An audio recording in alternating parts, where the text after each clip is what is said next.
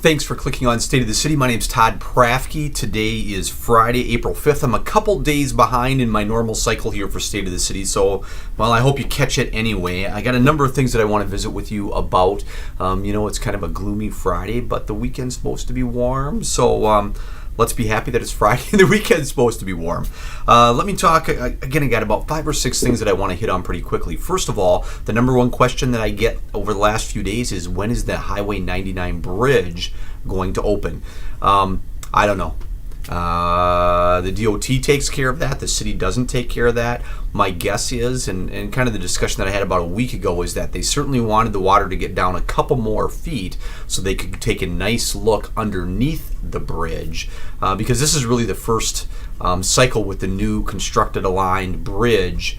And they want to get a look. I know there were some tree hits and other debris that flew through there or floated through there, and so they're going to be extra safe, and that's what we want. So watch for that. As soon as we know something, though, we will put it on our Facebook page and we'll tweet it out, and the police department will have it on their Facebook page. So watch for that if you're looking for really quick information on that.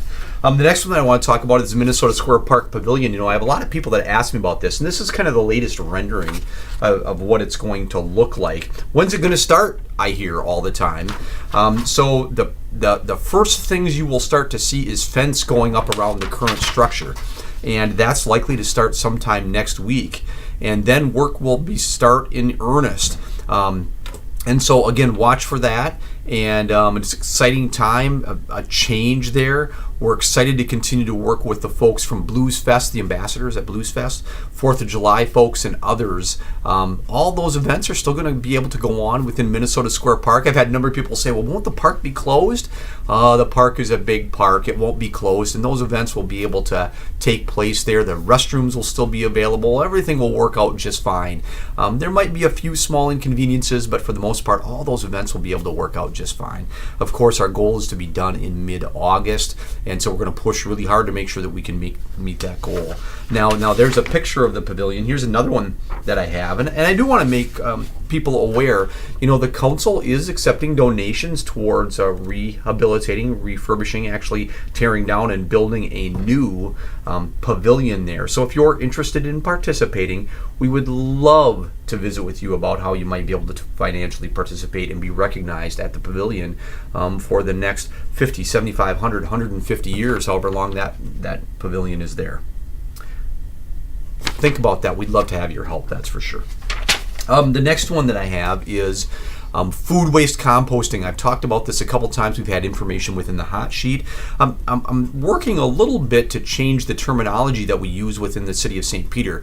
Right now, and there's no rule that says this is it, but we're going to continue to focus on food composting as being green composting, and the other composting that we do with grass and leaves and twigs and the Christmas trees and those kind of things, that's brown composting. So green composting is that food waste composting, and brown composting is that composting of the leaves and twigs and all of those kind of things. So we are going to get started in June with food waste composting program. Now, so watch the hot sheet for this. Watch for some more information. You're going to have to register to be able to be part of this. But I want to really kind of tease you a little bit, get you going on what will be able to happen within food waste composting. These are the kind of things that our food waste composting system will be able to accept. And of course, I've mentioned before, we're going to have 2 drop-off sites for this. And there are a number of studies that have been done. One of the ones that I really rely on really heavily is one that was done by Hennepin County a few years ago. And in that study, it was estimated that from the residents there, almost 30% of the weight of the waste that they put within their garbage containers was food waste, was this kind of stuff. So if we can reduce the weight of what goes in our garbage containers, what either gets incinerated or landfilled, and repurpose it for a better use for composting, God, that will save us money and be good for the planet. So win-win, right? So think about this. Now we're going to do it at drop sites. One drop site is going to be on the north end of town, near Public Works, where brown composting, where we take leaves and brushes and branches and those kind of things now. And one's going to be on the south end of town, near Jefferson Ball Fields. And again, you'll have to register to participate. And so watch for more information on the hot sheet within our Facebook page. And we'll be talking about it certainly at council meetings and other things. But we're really excited about this. And again, we're not going to be able only to take like old bread or shells or eggs or vegetables or banana peels. We're going to be able to take, paper bags, not plastic, paper bags, pizza boxes, those kind of things. So we're really excited about that and the cooperative effort we have going on. If you're a business in town that doesn't food waste compost currently, give me a call and we'll put you in touch with the folks that are doing this, and it might be a way to save you some money. Now, how it might save us money overall for residents is if we can reduce the weight that goes into the refuse, the garbage stream. That's really important in how much we pay and how things work. It might also allow you to reduce the size of container that you have. So maybe you have a 60-gallon Kirby, you might be able to go down to the bag, or maybe you have a 90 and you might be able to go down to a 60. So experiment with this for a little bit. This might be really worthwhile for people to use, and so we're excited to be able to offer it for sure. I also want to mention that we're going to start a Citizens Academy. So the plan with the Citizens Academy is, we have a number of goals. First of which is to help people know more about the nuts and bolts of how the city of St. Peter operates. So you get a chance to see facilities, meet people, meet department heads, and it's really designed to help people that just want to know more, or maybe they've been thinking about serving on a board or commission, but they're thinking, oh God, I don't know that I'm that comfortable, maybe I don't know enough.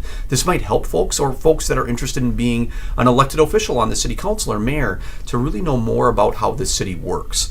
It's also to provide an opportunity to have some fun, do a few things that you might not otherwise get to do, like tour through the wastewater treatment plant.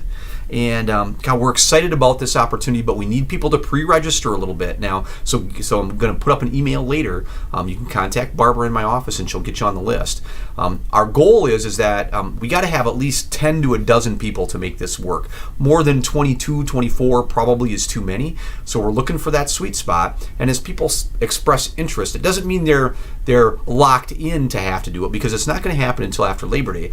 But it gives us an opportunity to communicate with people that have interest, so that we can kind of tweak the curriculum for what people might have more interest in. So anyway, we'd appreciate your input on that, and if you're interested, let us know. I also want to mention here, the rec brochure is out. What we do with the community ad and with others, we're really excited about this. It sort of come to your house, hopefully. And so it's the right time to sign up for summer activities and swim lessons and all those kind of stuff.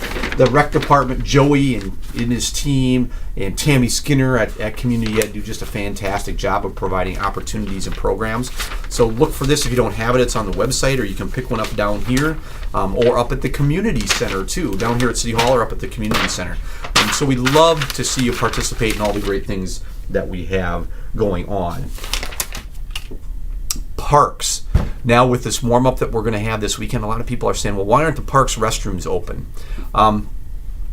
Well, because we're likely to get some cold spells, and cold spells are bad for having the water turned on and pipes breaking and those kind of things. So we're kind of selective and careful about how we do this. So typically, our policy is that restrooms don't open till May 1st.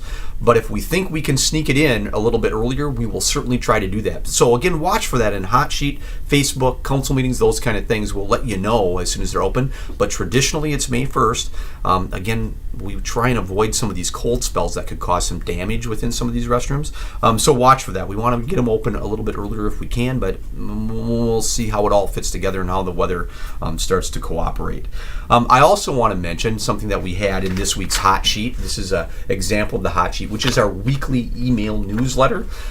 We are going to be out enforcing nuisance issues. So here's the deal. If you have garbage sitting around your house, or stuff that hasn't been cleaned up, or cars missing vital component parts, or frankly, we've got one kind of on Scarrow where they have a demo car that's set out there for months, those are things that got to get cleaned up, and we're going to start ticketing people and making sure that they're moving forward on cleaning up. Sometimes this is a really hard thing to enforce, because what I view as being a nuisance somebody might view as being, it's beautiful in my yard. And so we do have some rules about that, but this is a little bit more challenging one. And so we really need folks' cooperation. If you're one of those folks that has some of those things sitting around, when you get the notice, we really want you to clean up. We don't want to have to come in and help you clean up. It just costs everybody money, and you don't want it either. You want to take care of your own stuff. So anyway, wanted you to be aware of that. I'm going to plug the hot sheet one more time. I'm going to flash that up in front of the camera. And then as I go, here we go. I know I'm running out of time. Here's how you can reach us and get more information. Email me at that top one, or certainly our website. We have great information on our website. Our Facebook page gets viewed a lot. There's my phone number. There's how we tweet. And there is on the bottom our channel on YouTube where you can watch council meetings, school board meetings, video blogs like this one.